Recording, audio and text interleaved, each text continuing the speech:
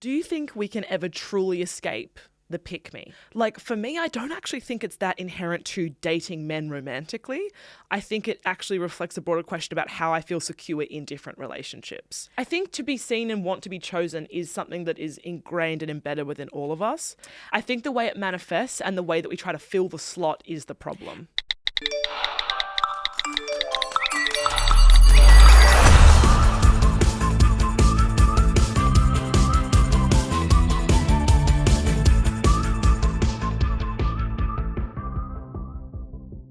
This episode is brought to you by Bumble. We know making the first move on dating apps can be a little daunting. Luckily, Bumble's opening move feature makes it super easy to get the conversation going straight away. Sarah, what is your opening move? I'm very curious about this, actually. I always ask, what is your most unpopular opinion? Mine is name 3 dishes you can cook. Just to test that they can cook. You've got to test them out. I love it. On Bumble, you can either write your own opening move or choose from one of the many suggestions. Then sit back and wait for your matches to come to you. This is your sign to download the app and date on your terms. Find Bumble in the Apple Store or on Google Play. Hi, I'm Hannah. And I'm Sarah. And this is Small Talk. It's not quite a news headline, but it is what the girls are talking about. So, Hannah, what are the girls talking about today? Wow. I feel like we should have more to say in between that, I know. but I just love, like, I know. tell me. I just immediately want to get into it. I think it's because it's so chatty and because I know what we're going to talk about because I'm in charge with this topic. I'm like, let's just get into the meat. I have something to just debate with you today. Where has this topic come from? What's inspired today? So, I've been seeing a lot recently the resurgence of the conversation around the pick-me girl. That, I think, is the original trend online. Yes. Like, that, I believe, is a very well-known term. I would think it was part of the dictionary. Absolutely. Even though it was born on TikTok 2 years ago. I'll explain. So if you're listening going, what's a pick-me? And I think we see it thrown around as like a slur against other women all the time. And people kind of just wield it but don't really know always what it's defining. Where it emerged online, according to the Cosmopolitan magazine, is that the term pick-me first started on Twitter under the hashtag tweet like a pick-me, which was used to mock women who fall under a category known as like a guy's girl. Yeah. Yeah. My friends don't say pick me, but will say she's written by a man. Oh. Or she's written by a woman, but she's written by a man. Yes. And it's like the most scathing thing we could say about someone. And similarly, and this is more used in like politics and law and stuff, is that I've seen Australian journalist Amy Ramikas coined a term a few years ago called the crumb maiden. And basically the idea is that there's lots of women who get into positions of power and then they kind of just like uphold patriarchy, but are like eating the crumbs that the men throw to them, sort of thing. It's foul. Even more scathing. It's scathing, but it's like, I feel like it's a very like scholarly pick-me term that I wanted to add to the mix. Crumb maiden. Just say pick me. Just say pick me. Written by a man is... Written by a man is my favourite thing to say. I would cry if it's someone mean. said that about it's me. mean. And I'm not slinging it around often. You have to earn that title. Yeah. But it's the best way to describe it. It is. The other thing you might know is the Gone Girl monologue, where my God. Amy Dunn is like, and if you haven't read the book, in the movie, she's like driving, and it's like Nick wanted cool scene. girl. It's the best twist. I loved it. Fucking phenomenal. And everyone knows cool girl, and at some point, everyone's been cool girl or tried desperately to be cool girl, which is, I think, an important place to start. And the reason I say that is because the pick me, the written by a man, just represents internalized misogyny. And that's kind of where this all comes from, right? Because internalized misogyny, if you don't know what that is, because it's, again, a term we see a lot online, but we don't really ever talk a bit deeply about what it means, is we live in a patriarchal society, which means men are at the top of the systems of power and in those positions. And what is projected out is that women are inferior, and then there's messaging like about our bodies, about how we need to look, about how we need to be, about things we need to do in society. And because that is swirling around every single day, that message ultimately infiltrates. It gets inside of us. So each of us has internalized misogyny. It's really just the question of to what level. I think that's a good way of putting it, because I think putting a label and oversimplifying things like pick me girl is dangerous territory, and it's women against women when you put it like that. But it is also acknowledging that it does exist, and it's to what extent, and then it's Why does it exist? And why are we programmed to have that?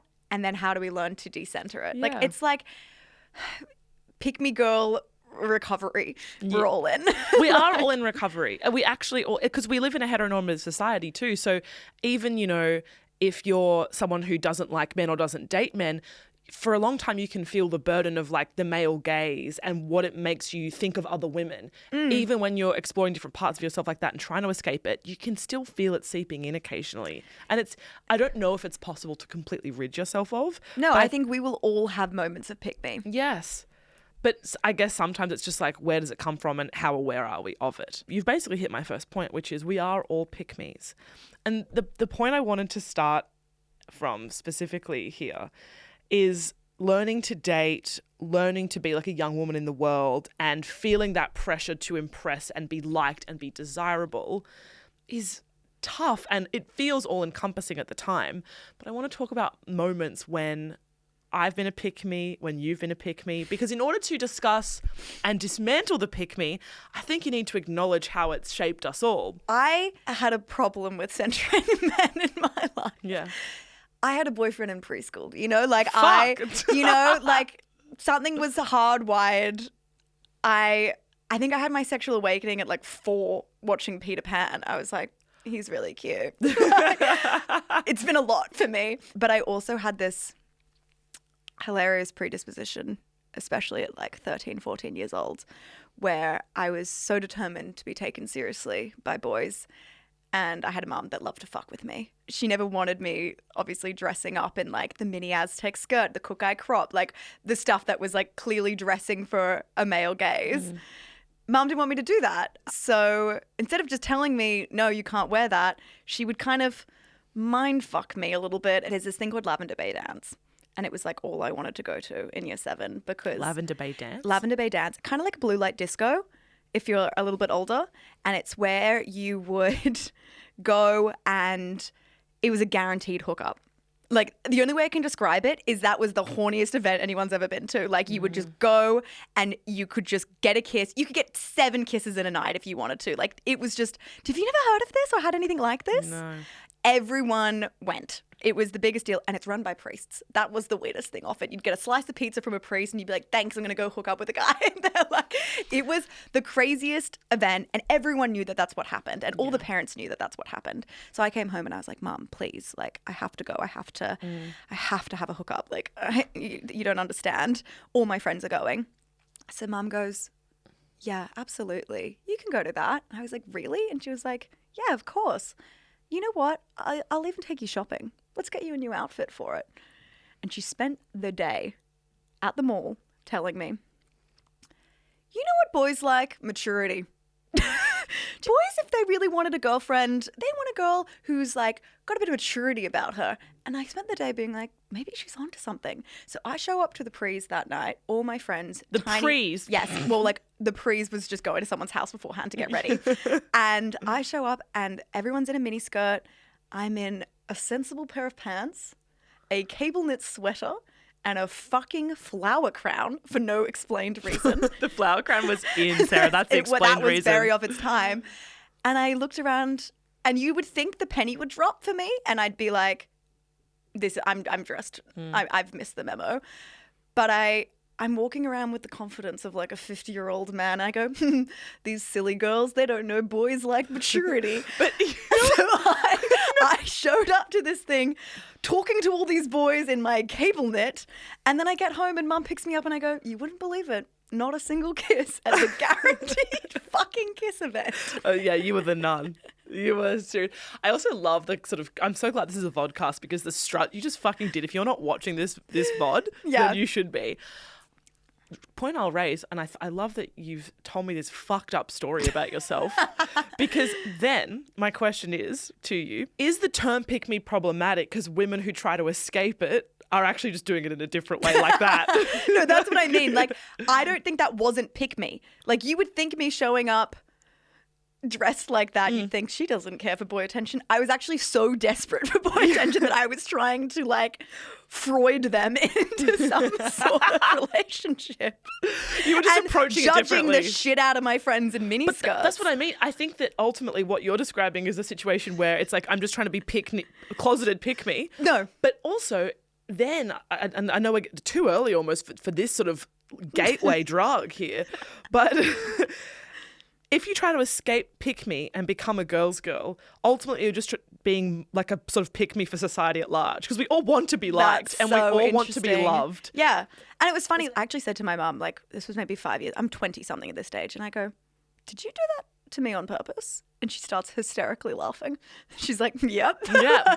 Good. But after that, I kind of did realize that wasn't going to work. So then for the next 2 years, I'm wearing a double push-up bra, hockey socks in it, with a safety pin at the back on my size. You've actually a boobs. This is like a period drama, and you're being thrust into a corset with 3 maidens to help you. I'm in pain. Why? Yeah, I mean, I love that you're describing a pick-me moment when you're a literal child, and I'm about to tell you something that happened in my 20s. Yeah, as but you were. Part of the reason I want to is because I think, and again, if you've heard our dating lives on the pod, you definitely think, wow, they're feminist women. They never struggle, right?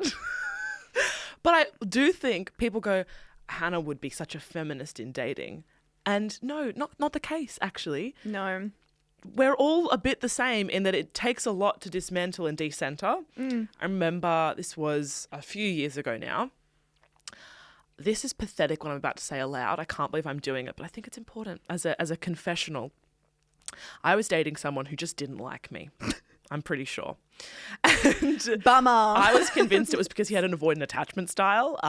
We'll convince ourselves. We will. One thing you'll know is we will lie to ourselves. Oh, yeah. This went on for more than a year. I wanted to see him and to be liked by him so bad, but I knew that often he would text me like late on a Friday night. He's just scared of you. Yeah, he is scared of you. He's intimidated, actually, He's Sarah. intimidated I'm by pretty sure he's you. intimidated. So I remember he would often text me late, but I was going to bed. I would go to bed early on a Friday night. I'm not a party girl at this stage, really, or ever. so I suppose. As opposed to the raves you're going to this weekend. maybe the party was the friends I made along the way.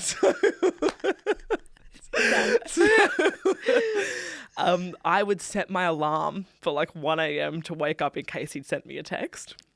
Like this sort of behaviour. Sometimes when I'd feel really anxious that he hadn't texted me back in multiple days, I would just go to sleep in the middle of the day because I was so stressed and so anxious. I love when boys are stressing me out and I go, looks like it's an 8:30 p.m. bedtime for me tonight. Because I felt in my nervous system. And this is another thing I want to raise, like that 1 a.m. alarm, like that'll haunt me for the rest of my life. Like I remember like that happened on 3 separate occasions where I thought he'll definitely text. Man. It's early 20s me who hadn't really learnt to date romantically yet and saw in this person something that I felt I was lacking myself, which is just not true. I actually think his mind is a prison. I love saying that mind is a prison. But when I look back on it, I'm not even sure it was about that man. I'm so sure it was about the fact that I felt like no boy would like me. Oh, yeah. And I think that's ultimately where pick me comes from. It's an insecurity. Of course. And now every guy I've ever dated, I look back on and think they've all come back and I've said no to them because I think about it. I'm like, oh my God, you are nowhere near where I'm at. Like, and it's so interesting to be at this stage of my life now. And I'm only 26. I feel like I'm really getting here. But looking at the energy I brought to the table with these men that I was just infatuated by and in a state of limerence with, the call was coming from inside the house. I just wanted to pick myself. It's recentering yourself. I found that is similar. I had an ex-boyfriend who I don't think liked me that much in this, but I was so caught up in that one of the things I said afterwards was, oh my God, I genuinely was not the main character of my own life for a moment there, which is crazy from someone who has, always been quite self-assured. Yeah. And it surprised even me that I slipped into that.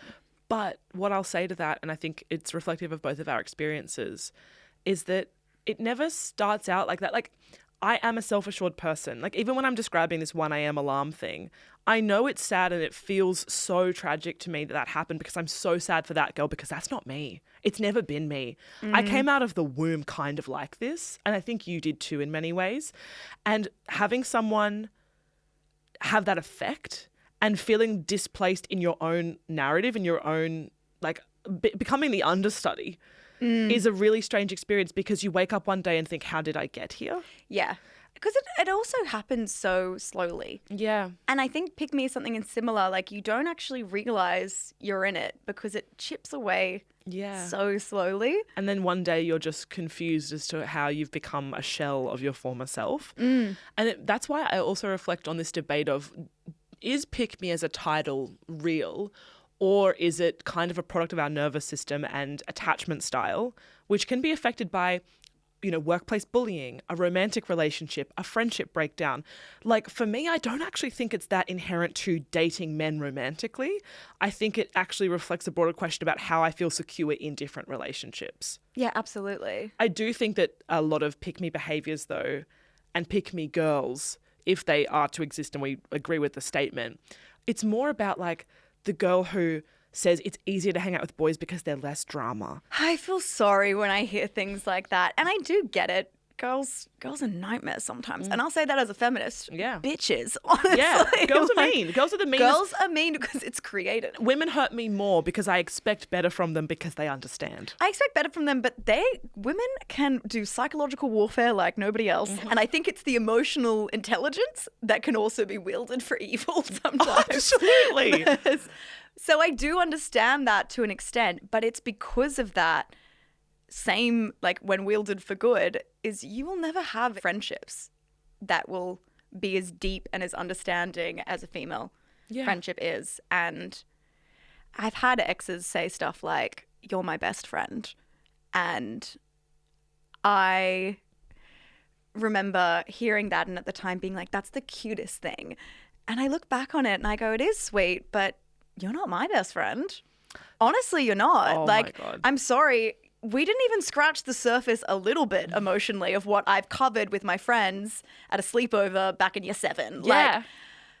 Like, I will never, like, and even maybe that's a little pick me to say, but, like, genuinely the amount of depth that my female friendships understand me to is like, I'm not sure how I'm going to find that love in someone else sometimes. I'm so glad you brought this up because in Taboo, actually, one of the opinions I wrote at the start of the book was I don't like it when partners call each other best friends because it's actually undermining the value of friendship. And people were really upset by that. I got asked in a lot of interviews what that means and to unpack that, and people, like, had a go at me about it. I didn't expect that to be the one that shocked people. But I also think that if your romantic relationship is sexual, right, there's an additional element, which is not a condition of your relationship necessarily, but when you're in a romantic relationship, it's like there is more to it and it's a different kind of relationship if you so choose. And to say that's a best friend, the thing about best friends, about female friendship is we're not having sex. There's no expectations of intimacy. You enjoy my company and my personality that much, and that's all you're after. I genuinely believe that. I'm willing to be proven wrong, maybe in the right relationship and someone's able to meet me emotionally, but so far not really. I think probably I'm just jealous because I've never found that. Maybe. You know, and I'm excited. Let's stay Excited playful to be together. proven wrong. Let's stay playful. Let's stay hopeful and playful together. This episode is brought to you by Bumble. Sarah, have you ever been on a date and thought we have absolutely nothing in common? Definitely. It's like, sorry, babe, I'm not going cold plunging with you. Imagine you cold plunging. Thankfully, Bumble's latest interest badge feature can help you avoid these kinds of awkward situations. Whether you're a party girl or big on self-care, Bumble lets you add up to 5 interest badges to your profile to help you match with people who like what you like. Helping you date on your terms. I love this. Take this as your sign to download Bumble on the Apple Store or Google Play today. I love what you said about the best friend thing because this brings me to something else I wanted to raise when we're talking about pick-me's, and like I just want to help pick-me girls and I want to dismantle their idea of like why men should be the center of their life. And it takes me to an anecdote. My ex-partner last year, about 6 or 7 months into our relationship, turned to me and said, "You're my favorite person."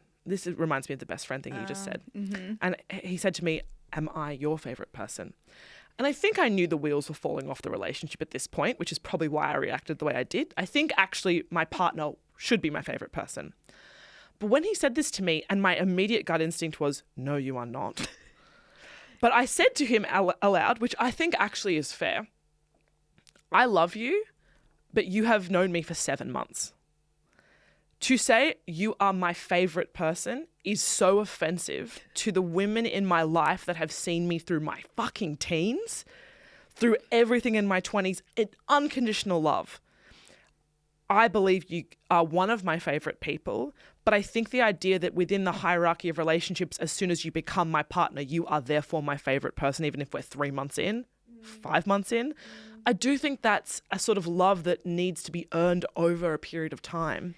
Which I agree, but that is some serious reflection to get there, because I think that's what the pick me thing is this like, I want to be your favorite person.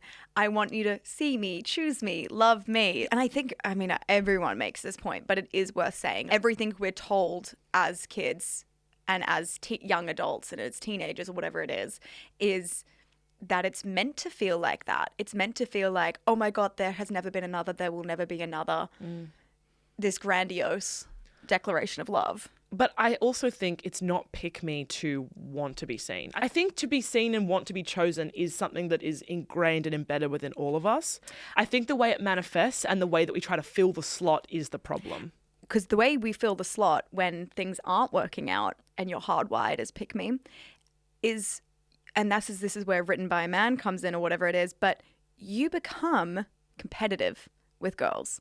And you see them as competitors. And that as well is ingrained with us. And it's to unlearn. It's like, these are not your competitors, but we are constantly feeling like we're fighting off, predominantly in relationships. Yep. It's not even really being competitive about careers or anything. It's purely, does that guy like me and did he choose me over her? Yep. And I think that's where it comes into like stalking the exes and comparing yourself. Constant comparison. And for me, like again now, really in the last year or two, trying to hone into what is the relationship I want if I want one, it shouldn't ever feel like that. I don't want in myself to be so insecure in my attachment that I approach a new relationship with like this fear that they'll leave me, this fear that I'm going to replicate, past relationships, this fear that I have to compare myself and always be on edge as to who else they're dating or what else they're doing. Mm-hmm. I just want to show up and be like, oh, I really, really like spending time with this person. Like I just should be that at baseline. I think if you are feeling like you're having parasocial relationships or whatever it is, then you're in the wrong place. Yeah. But I think that is really ingrained to be competitive with each other. Absolutely. And then the question becomes, how do you descend to men? And what does a girl's girl actually look like? A girl's girl is secure. And I think for me, I wouldn't say I'm a secure person yet, but I would say that's what I'm aiming to be. So even though I probably have a lot of pick me thoughts, I'm constantly trying to recognize that and make the other decision. But I'm not saying it comes naturally. Oh my God. But I think a girl's girl is secure and you don't come at things from that fight or flight. Even though that is the knee-jerk reaction, it's making the decision to be secure. This exactly what you've just said made me think of Charlie XCX's song Girl So Confusing. Yeah. Girl So Confusing, the reason it from lands... the Prophet? Yeah, from the Prophet herself. The reason that song landed in the way that it did is because it expresses what fills the silence between women who aren't sure about the sort of pick-me energy or what the gap, what the unsaid means. Yeah. And I feel this a lot. It's actually one of my goals for 2025 is not like decentering men, of course. That's always trying to be my like central focus is fucking them off, right? But with women, it's never assuming someone dislikes me. I think I often operate from an assumption with other women to be cautious and to be standoffish, especially like, whether it's work or friendship. Sometimes if I haven't spoken to someone in a while or if there's someone like in a workplace setting that I don't know very well, I used to, especially someone chronically online, be like, oh, I would assume that person doesn't like what I do or doesn't like me.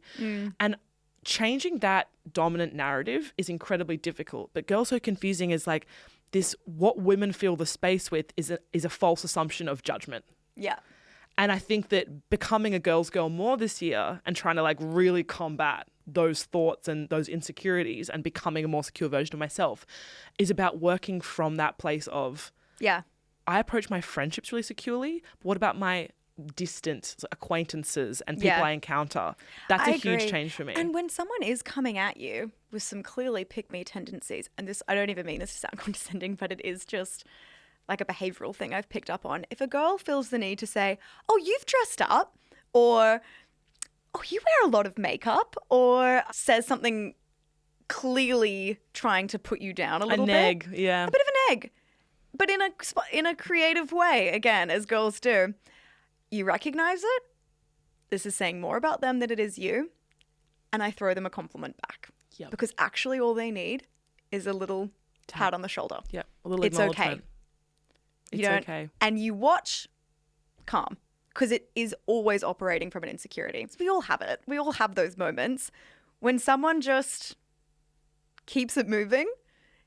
You have nothing to look like. You go, yeah, okay, shut the fuck up. Yeah, and whenever, as a 15-year-old or a 16-year-old, when that happened, when I was the one, you know, who was more like swipey or projecting, as soon as that person responds with security, you feel like a fuckwit. Yeah, I know. You know, you immediately go, oh my God, and you, because when we do that, I feel my 15-year-old self screaming inside me. Yeah. That is what's happening. It's tough. And I think that is the fight or flight. You turn into a 16-year-old again. Yeah.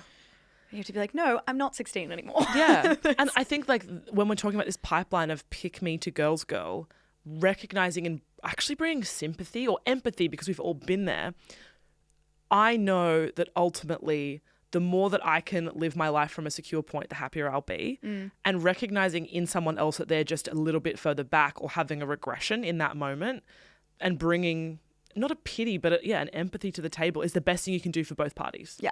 I guess in conclusion then, do you think we can ever truly escape the pick me? Honestly, depressing? No. But I think we can become conscious of it. Yeah. She's just kind of like devil and angel on the shoulder. It is. But I always see it like, honestly, when people say like devil and angel on the shoulder who are like your conscience, I see it as more of like a round table in my mind. It's almost like inside out, the different emotions. And I'm just trying to make the pick me more quiet in the corner. Yeah. Like she's there to try and protect me, but she's not doing a good job. Yeah. So if I can acknowledge her and give her a little, hey, exactly like we buddy. do. Hey, buddy. we don't do that anymore. That's like ultimately what I want for myself. Yeah. Yeah. And I think once you do have more of an understanding of that part of you, then I also think you're going to attract better friendships and better relationships because you're not operating out of fear. Yeah. It's not a scarcity. Yeah. It's like an abundance of what can happen to me in future. Yeah. Thank you so much for listening this week, everyone. Remember, tap the bell, leave a review, follow us at bigsmalltalk_pod. Listen to our next episode. We will see you next Tuesday. Well done. Thank you. That's everything. Thank you so much, Sarah.